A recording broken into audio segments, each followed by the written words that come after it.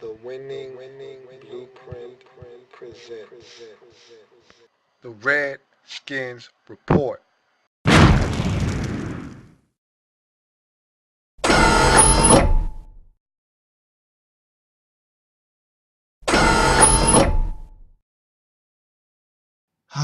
It feels good to be back. You know how someone becomes famous and they travel around the world and it feels good. Feels good to go and see the world and do new things, but there's no place like home.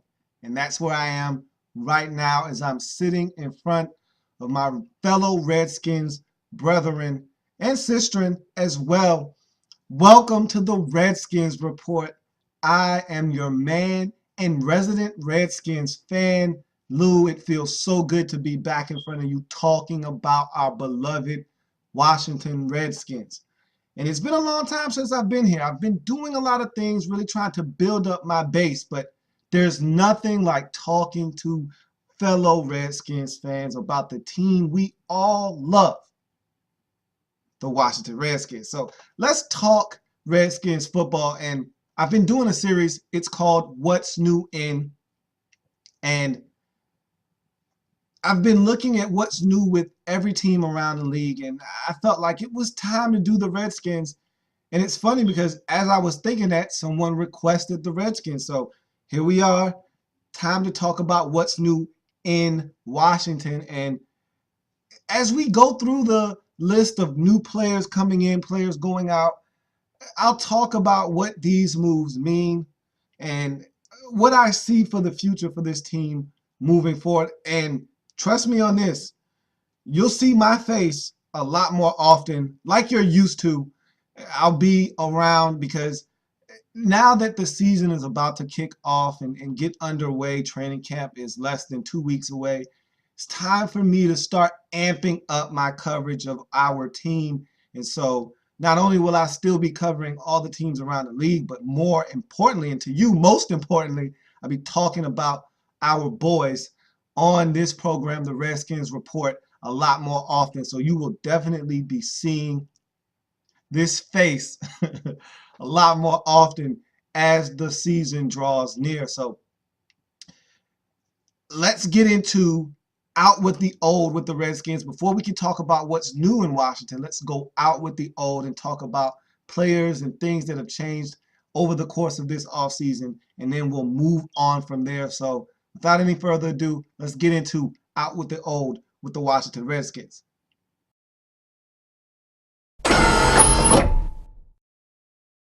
As always, when I break down anything here on any one of my programs, I always need the assistance of not only my big boy, but my trusty handy dandy pointer. I've got both. Let's get to the board and break down our boys. We'll start with out with the old with the Redskins. And before I even start talking, a lot of times when I do this and I break down these boards, this board is usually filled with players. Out with the old, in with the new, undrafted free agents, draft picks. This board is filled, is jam-packed, is limited space. As you look at this board, there's a lot of space on this board, a lot of areas where I didn't have to write anything. And that is a testament to this team starting to become a well-ran franchise. And what I mean by that is a lot of times when you're a good football team, when you're a team that has built continuity and has done it the right way, and you're building something or you already have something of substance, there's not a lot of changes that happens from year to year. And when you look at a team like the Green Bay Packers or the Pittsburgh Steelers, you don't hear about them signing up a whole bunch of free agents in the offseason. What they're doing is trying to take care of their own, and they're making limited moves in free agency. They're building their team mostly through the draft. And yeah, they'll pick up a player here, they'll pick up a player there. But for the most part, it is eerily quiet in a lot of those franchises in the offseason. You don't hear a lot coming out of Green Bay. You don't hear a lot coming out of Pittsburgh. A lot of times, and in most instances, you don't hear a lot coming out of Baltimore. This offseason was a little bit different for the Ravens because of their Super Bowl win, but probably more so because of all of the players leaving. A lot of guys left in free agency. You can't pay everybody. And some players of note retired, some guys that really helped that team along in their quest to win the Super Bowl. So this is a atypical offseason for the Ravens, but you don't hear a lot from those franchises that are used to winning. They keep it relatively quiet in the offseason. And so what you'll find is the Redskins are starting to build into a team that knows who they are. And they don't have to go searching for an identity. They don't have to go reaching for players and trying to figure out what they are. They already know who they are and what they have and what they need. And so you're not getting a lot. And of course, I say all of that. And trust me, if we had more money, there would be a lot more names up on this board. Definitely, that would be the case. But it doesn't matter. At the end of the day, the Redskins did what they could with the resources that they had, and they kept it at a minimum. There's not a lot of movement here, and I'll break all of this down, but it feels good. And I said this all last year. It feels good to be a real operation, a real legit NFL outfit. It feels good. Everything that the Redskins do at this point, it feels legit. It feels like a team that gets it. And everything started to turn when Mike Shanahan and Bruce Allen came on board and we got rid of Vinny Serrato and that group. We're not going down that road again, but it just feels good to know that we are a legit NFL outfit. Now, the real test is how do we deal with the success of winning the division, having everyone tell us how good we are, or in this case, having everyone tell us that we're not going to repeat as NFC East champions. We'll get to that a lot later, but let's talk about out with the old with the Redskins now. So we start with wide receiver Brandon Banks. And I really like Brandon Banks, and I feel like a lot of you out there really liked Brandon Banks, and you liked the idea of what he could bring to the football team and what he could do on special teams, and even sometimes out on the field. We knew that he had a lot of potential to do things, but at 5'6" or 5'7", and I might be being generous, this guy is very small and about a buck 70 soaking wet. Brandon Banks was always a guy that you knew you had to limit the amount of exposure that this guy had on the field because he wasn't that big. He couldn't take a lot of shots. And you saw that last year. He was exposed to a certain degree. On special teams, he didn't want to just run up in there and take hits. He wanted to get to the outside. And in this league, you got to be willing to just hit it up in there. Yeah, you're going to get smashed sometimes. It's going to happen. But you got to be willing to trust your blockers and just go and hit it up in there and get what you can get. And if a seam opens up and you're running full speed already, guess what? When you hit that seam and you're running full speed, they're not going to catch you. But he did not trust his blocking. He wasn't a guy that just wanted to hit it up in there. He wanted to go around the action, and you can't do that in this league. 90% of the time, you're not going to get away with it. And so he was very disappointing on punts. He was very disappointing on kickoffs. He didn't add a lot to the Redskins offense in terms of getting on the field and doing anything. He was big in the Saints game. Remember that first possession? The Redskins did a whole bunch of wide receiver screens and a whole bunch of hitches and a whole bunch of throws out to the outer hash, just trying to expose the outside of the Saints defense. And he was a part of that. Remember the Cincinnati game where we literally ran the option all the way down the field, and Brandon Banks was in the backfield for a whole possession and essentially helped us get down and score a touchdown. He had his moments, but Brandon Banks doesn't bring enough to the table because he's not really a receiver. He's not a running back. He really doesn't have a position, and he did not produce enough on special teams last year, and that was disappointing. You could see the writing on the wall.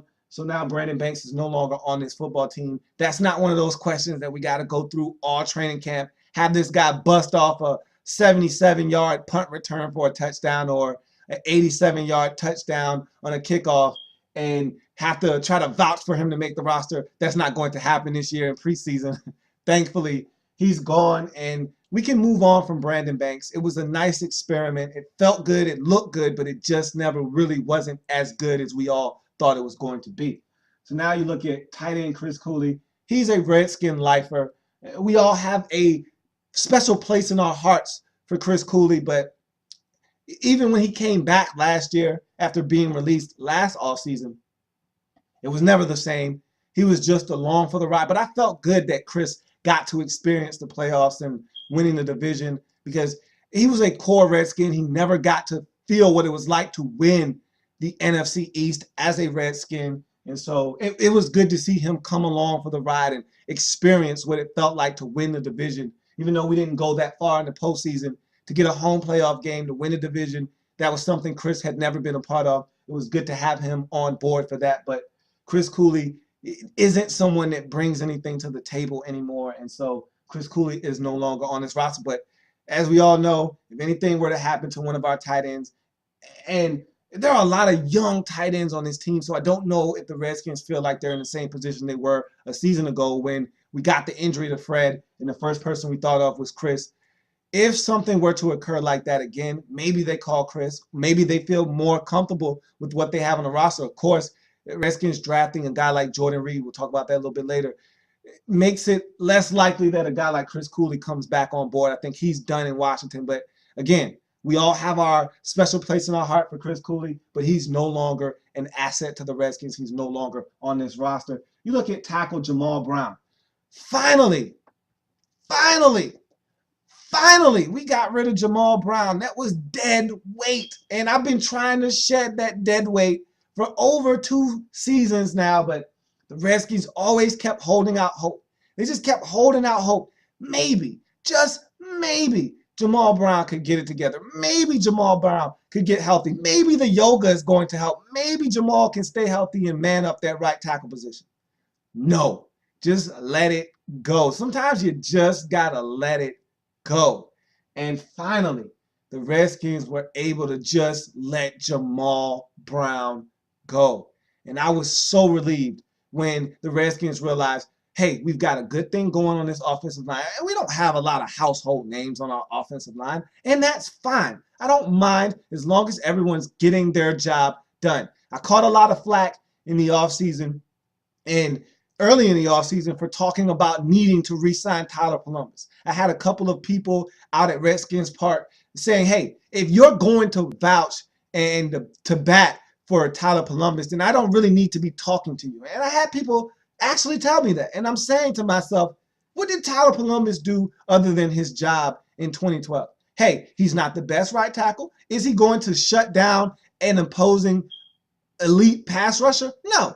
But Tyler Columbus did his job in the run game. He was solid pass blocking. He wasn't the greatest, but he did his job. And he was a part of Alfred Morris rushing for over 1,600 yards and breaking the Washington Redskins single season rushing total. And so, look, you say what you want about this offensive line. You say what you want about Tyler Columbus and what we have at the right tackle position. All I know is all of that stuff was better than holding out hope for Jamal Brown to come back and continuing to waste money on a guy that can't stay healthy. And even when he was marginal at best anyway. So glad to see Jamal Brown go. Have nothing against him. It's the simple fact that he couldn't stay healthy and he was not an asset to this team for the amount of money he was being paid. You look at safety Madu Williams. Oh my goodness. Am I glad to see this guy gone off of this football team or what? A lot of my rants in the 2012 season were because of this man right here, Madu Williams. I thought that him coming onto this team in a backup capacity, only, was fine. And when we signed him, I said I didn't like the signing because I had a feeling, something told me that this guy was going to end up playing meaningful snaps. Too many meaningful snaps for the Redskins, and that's exactly what happened. Injuries to the safety position really ravaged this team and really put us in a position, along with some suspensions, in a bad spot that allowed us to have to put Madu Williams in as a starter, and I did not like it. This guy had been a journeyman safety throughout his career, hadn't really latched on anywhere and stayed there. So you knew what you were getting, and man, was it ugly or what? Talk about a guy always showing up late to the party. That was Madu Williams all year last year. I'm not sad to see him go, and I feel like our safety position is definitely being upgraded, and you couldn't get much worse than what it was last year anyway, and he was a huge part of why it was as bad as it was. Man, I am definitely happy to say adios to Madu Williams. You look at cornerback Cedric Griffin, thought he played solid for us. He was suspended at one point last season. That kind of hurt, but I thought Cedric Griffin came in and played a really solid corner position for us. He did a bang-up job of playing out wide when D'Angelo Hall slid into the slot. And I thought we got some really good snaps out of Cedric Griffin a season ago. I thought he tackled really well. I thought he did his job admirably. And so he's a guy that I wouldn't have mind having back. But as you can see, the Redskins are trying to get younger at the cornerback position. And so a guy like Cedric Griffin, who is probably going into his 9th or 10th season in the league, is someone that became expendable. And so he's not back on the roster. Again, I have nothing against Cedric Griffin. I thought he did a wonderful job for us last season. And if he were back, I would be happy. If he's not, which he isn't right now, I don't have any strong feelings towards it one way or the other. I just felt like if he was back, great. If not, it's good to know that we have his number on speed dial. And if anything happens at the cornerback position, we can call up Cedric Griffin. He knows the scheme. He was in it last year. He can come in if he's still in shape. Boom. We've got a guy that can step in and help us. So Cedric Griffin no longer on the roster. You look at linebacker Chris Wilson. This one is pretty simple. He was a guy that was a one-trick pony. He wasn't great in the run game, never was, but he's a solid guy that can get after the quarterback at times. He did a little bit of that last year, but Chris Wilson is a solid defender, not someone that we're going to miss per se, just a good locker room guy, a guy that had been here before, and he's no longer on the roster, but we've got plenty of guys that are capable of getting to the quarterback, and so Chris Wilson no longer on this roster. This is the one that hurts the most. Linebacker Lorenzo Alexander. He was a core Redskin. He should still be a Redskin. He's now in Arizona.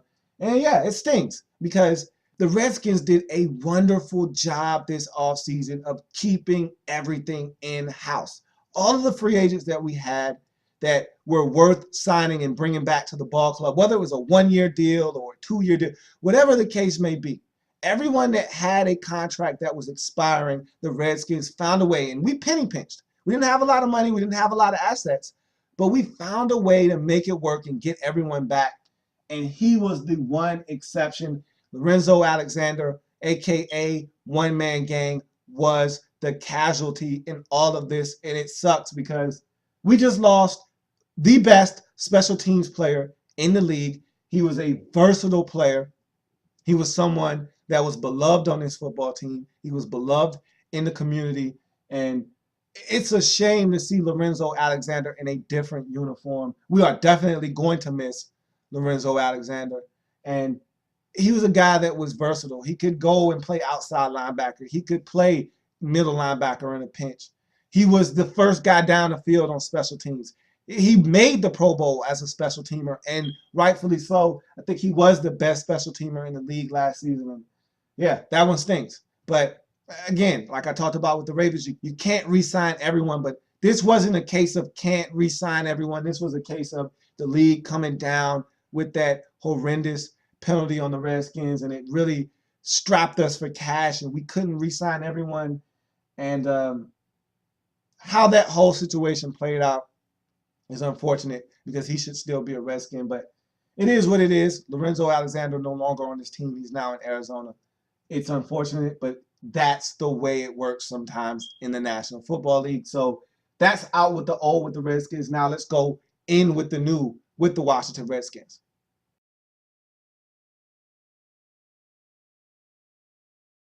So now we go in with the new with the Redskins, and I'll break down all of these players and what their position on the team might be and how they could impact this team in the 2013 season and possibly moving forward. So we start with wide receiver Donte Stallworth. When the Redskins made this signing, I thought of this as strictly a camp filling measure. You need receivers, you need bodies in the offseason to run your camp the way you need to, guys to play in the preseason. You don't want Santana Moss out there playing a whole bunch of snaps in the preseason. So a guy like Donte Stallworth, who knows this offense, who can come in, be a veteran presence, can come in and help you in camp. But I do not expect Donte Stallworth to make this roster. Simply put, this is a move of continuity and having a guy that's familiar with what you're doing come in and help you run your camp. Simple as that. Wide receiver Devery Henderson, on the other hand, is a little bit younger than Donte Stallworth. I think has a little bit more speed left than Donte Stallworth does. And he could actually make this roster. Now, do I see Devery Henderson making this roster? Probably not, because I feel like we have 5 receivers that are capable of making this roster ahead of Devery Henderson. And if you look at the receivers that we had a season ago, they're all back. So it's going to be hard to crack this roster as a receiver coming from the outside trying to get in, because you still got Hankerson, you still got Moss, you still got Garcon, you still got, you still got Josh Morgan, and you still got Aldrick Robinson. So I just named 5 receivers right there. It's going to be hard to crack this roster as a receiver, and not to mention you still got guys like Des Briscoe waiting off to the side. And so it's going to be hard for anyone, let alone someone off the street like Donte Stallworth or Devery Henderson, to make this roster. But they have a legitimate shot. We'll see how everything works out. You never know with injuries and how this league goes if one of these guys will have to be called into action. And so we'll see. But right now, I think it's a long shot for either Donte Stallworth or Devery Henderson to make this football team. You look at quarterback Pat White. There's another guy that out of necessity is on this football team. And again, he's helping run camp because Robert Griffin III is injured right now. And so you got to have someone with the capability of running this offense the way you want it to, so that the rest of this team doesn't suffer because of Robert's injury. Robert can't be in there running read option. He can't be in there bootlegging and running out there and sprinting. He can't do any of that stuff right now with the team. And so they still need to be able to run the offense and practice. And so a guy like Pat White comes in, and the only difference between Robert Griffin III and Pat White in terms of them being able to run the offense is, of course, Robert is a little bit more familiar with how the offense is ran. He was in it for a whole season in 2012, but Pat White is left-handed. Robert is right-handed, and so you got to tinker with a few things to make it work, but at the end of the day, you'll still get the same feel and look that you're going for with this for the offense as they try to practice and hone in on their skills and get a little bit better in running the offense that Kyle Shanahan wants this team to put on the field in 2013. So, and Pat White is an asset to us right now. Will he make this roster? Hard for me to say. Pat White has already come out and said that he is open to playing whatever position the Redskins need him to. And so I like that attitude. I don't know if it's going to help him make this roster or not, but it's hard to say what Pat White's standing is on this team right now, because as we all know, the Redskins do already have a slew of quarterbacks on this roster. We all know Robert Griffin III and Kirk Cousins aren't going anywhere. Those are your 2 main quarterbacks. Then there's still Rex Grossman. You got Pat White. So that's 4 quarterbacks right there. I don't know where Pat White fits in that pantheon of quarterbacks, but he is on this roster, and he does have a legitimate shot of making an impact on this 53-man roster. Just don't know in what capacity. You look at offensive tackle Jeremy Trueblood. Wasn't a huge fan of this move. I thought he was a marginal player at best in Tampa Bay. But when you don't have a lot of money and you are looking to get depth along your offensive line, you got to do things like this. And so Jeremy Trueblood doesn't cost you a lot of money. It's a low-risk proposition for the Redskins. If he works out, great. If he doesn't, fine. It's not a lot of money. It's not a contract that we can't get from underneath if it doesn't work out. He may not even make the roster. Who knows? It's really a situation where you get as many guys. It's something like what we did with the safety position last year. You get as many players as you can, and you throw it at that position. That's a position of need, and you hope that one of these guys stick. Right now, you've got your whole offensive line intact from a season ago. That's the way you want to keep it. So don't see Jeremy Trueblood or the next guy that I'm going to talk about here in a second, unseating Tyler Columbus for the right tackle position. But again, you just never know. One of these guys could come in and really impress the coaching staff and win the spot right out, but I doubt it because of the continuity that the Redskins are trying to produce along the offensive line. But Jeremy Trueblood has a legitimate shot of making this roster. You look at offensive tackle Tony Pashos, who's a guy from the Cleveland Browns that didn't play football last year, was dealing with some injuries, had surgery on his foot, missed all of the 2012 season. He's now back, and a solid pass protecting offensive lineman. He's on the other side of 30. Don't really know if he fits well in the zone run blocking scheme. I don't know if he's athletic enough to get out there and set that edge and seal off that corner. I think he's a solid backup tackle in this league, and we'll see if he's able to make this roster as well. But as far as being a consistent starter, I don't know if Tony Pashos is that guy anymore, but I think he can be an adequate backup. And if pressed into duty, can give you some good snaps for a couple of weeks. I don't know if this is a guy you want starting for a long period of time, however. Center Kevin Matthews, young guy, center, coming over from the Tennessee Titans. He played sparingly with the Titans. I think our center position is very underrated. I think that from where we came with Casey Robach and the struggles that we had at the center position, I think Will Montgomery has been a godsend for us. He's been really solid. No one's talking about Will Montgomery. No one's really giving him the respect and just due that he deserves. But to me, he's one of those glue guys on that offensive line.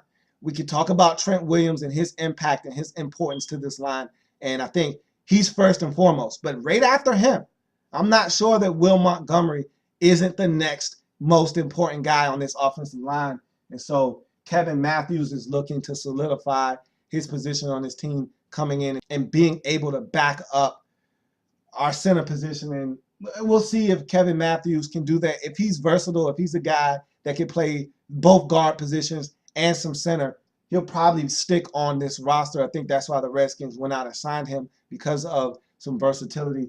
If he can play multiple positions, he'll probably make this roster as a guy that can play the center and the guard positions and allow the Redskins to keep their line intact. Because if something were to occur and we had an injury to Will Montgomery, our next option would be to slide over one of our guards to center, and that would just send the line into flux. And so instead of having to do that, because Corey Lichtensteiger was the backup center for the most part last season. So if something were to happen to Will Montgomery, Corey Lichtensteiger would have to slide over to center. Now you got to plug in a new left guard. Then the line kind of gets a little dicey, and you don't want that. So instead of having to do that, you get a legitimate backup center so that if there's one injury, you don't start shuffling positions and you don't start having multiple shakeups on your line. You'll just have to insert a new guy at one position. So I think Kevin Matthews has a legitimate shot of making this roster.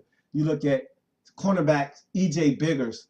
Love this pickup. Love this signing of E.J. Biggers. Here's a guy that's a relatively young corner we got from the Tampa Bay Buccaneers.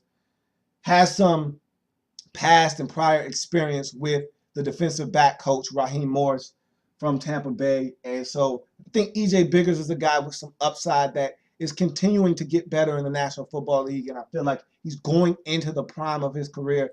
And if we can continue to help him mature, it'd be a nice pickup for us. I think that with what we have at the cornerback position, if this guy comes in and plays really well, we know Josh Wilson is coming up on his contract year.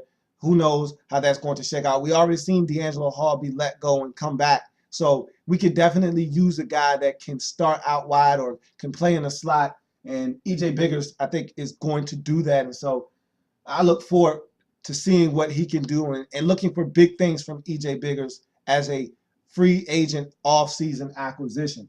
You look at defensive end Darryl Tapp. He's more of an outside linebacker in the scheme that we're running. I think that he's going to come in and compete for some backup time at the outside linebacker positions.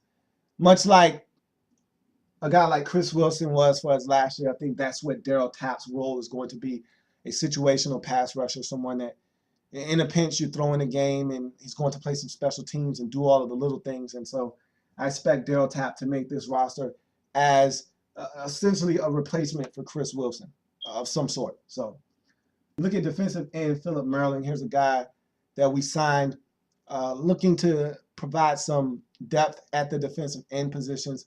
He'll compete for a chance to make this roster. Don't know if he will make it or not. I feel like the Redskins defensive line is probably the best it's been in a long time. We have a lot of bodies out there that are playing really effective football right now. And so it's going to be hard for a guy like Philip Merlin to come in and make this roster, but he's going to have a shot. Same with the next guy, defensive tackle Ron Brace, who the Redskins signed really early on in the free agent period. It was a signing that really went under the radar. He was a early second round pick of the New England Patriots about 3 or 4 seasons ago out of Boston College. Never really did what the Patriots thought he was capable of doing. And so he's getting a chance with the Redskins. We'll see if Ron Brace can come over and kind of tap into that potential that the Patriots saw out of him that made him a second round pick. So that is in with the new in terms of the free agent acquisitions. Let's talk about draft picks now. And I won't go in depth with these picks. If you're looking for that, the 2013 NFL draft wrap up is where I will send you. I broke down the Redskins draft a while back. If you want to have a look at all of these players in depth, that's where you need to go. I'll just talk about them briefly here. Cornerback David Emerson, second round selection. We're looking for big things from him. Tight end Jordan Reed in the third round out of Florida. Safety Philip Thomas in the fourth round, a guy that could potentially be starting at some point in 2013. Running back Chris Thompson out of Florida State. Here's a guy that can do some things in the returns game, can be that change of pace back that the Redskins, I thought, lacked last season. If Roy Halou comes back, and we'll talk about that in a different show, about how camp is going to shake out and some of the position battles and things of that nature. But Chris Thompson is a guy that could definitely help this team right away in 2013. You look at defensive end Brandon Jenkins. Here's a guy that I think could really be a star in this league. We'll talk a little bit about him again in a different episode, but a solid pickup by the Redskins out of Florida State. Safety Bakari Rambo. Here's another guy that could potentially start. And one of these safeties might be a day one starter. Who knows? We'll see. I don't know how it's going to shake out, but Bakari Rambo is definitely a guy that the Redskins are high on right now, and for good reason. He's a very talented safety, and we'll see how his progression along with Philip Thomas happens in camp, and if these guys are ready to go as the season draws near. You look at running back Jawan Jamison. I think he is a long shot to make this roster, but so was Alfred Morris just a season ago, so you just never know with injuries and with guys coming in and getting an opportunity and really hitting a home run when they do get that opportunity.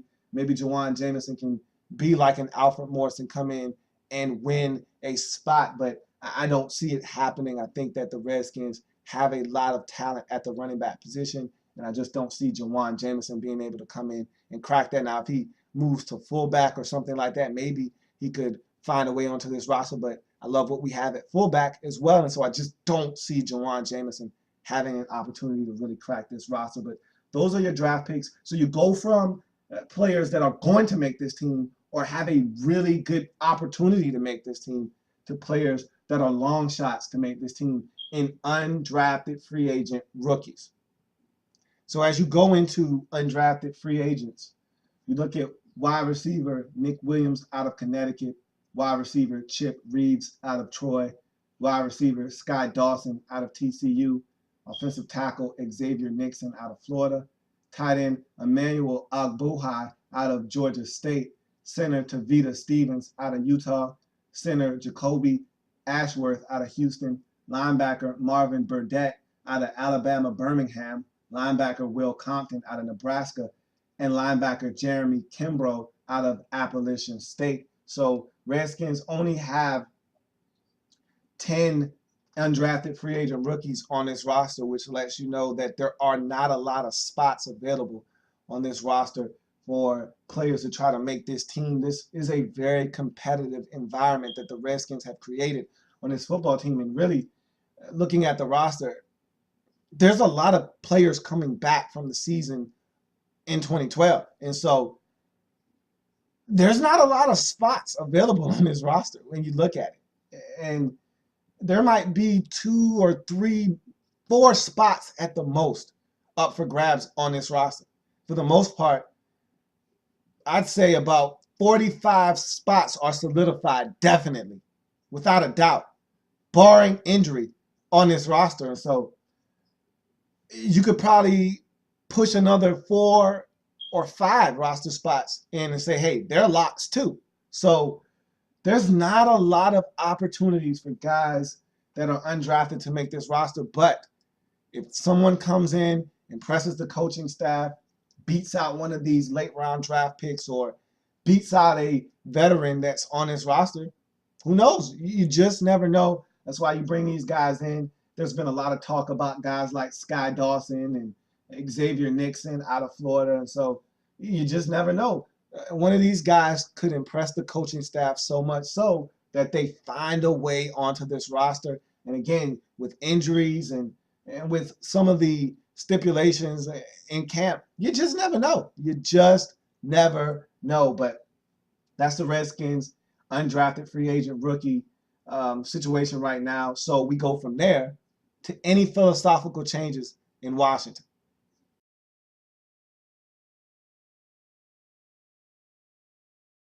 So you talk about philosophical changes in Washington, and there aren't many. And that's the way I like it.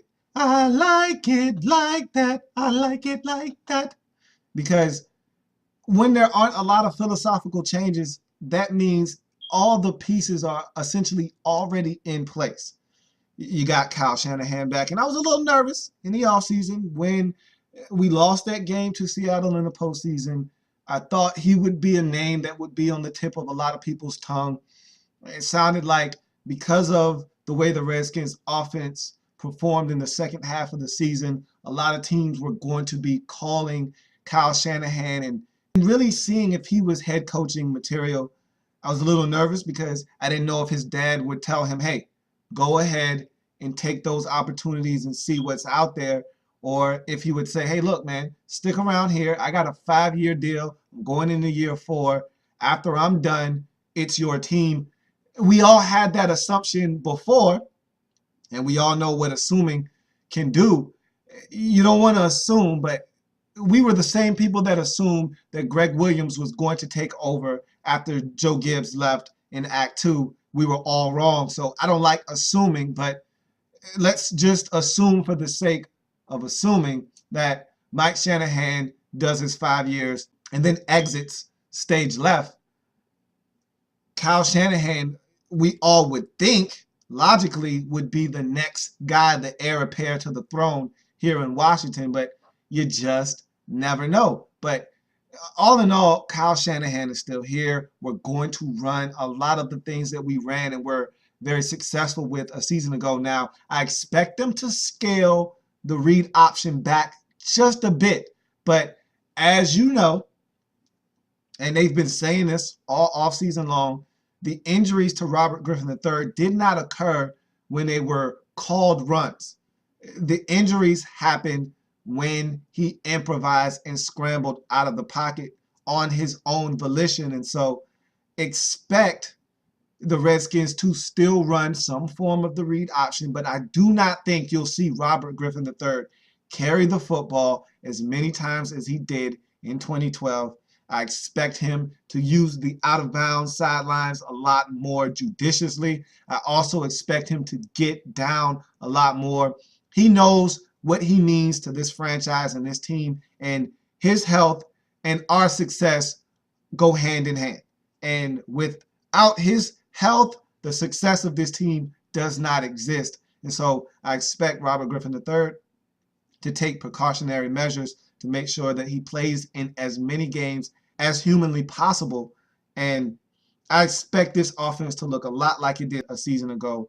I expect a heavy dose of Alfred Morris in the run game. I expect them to try to bait defenses into looking for the read option and then hitting them with quick pop passes like we did a season ago with Fred Davis and with Santana Moss and with a lot of the weapons that we have.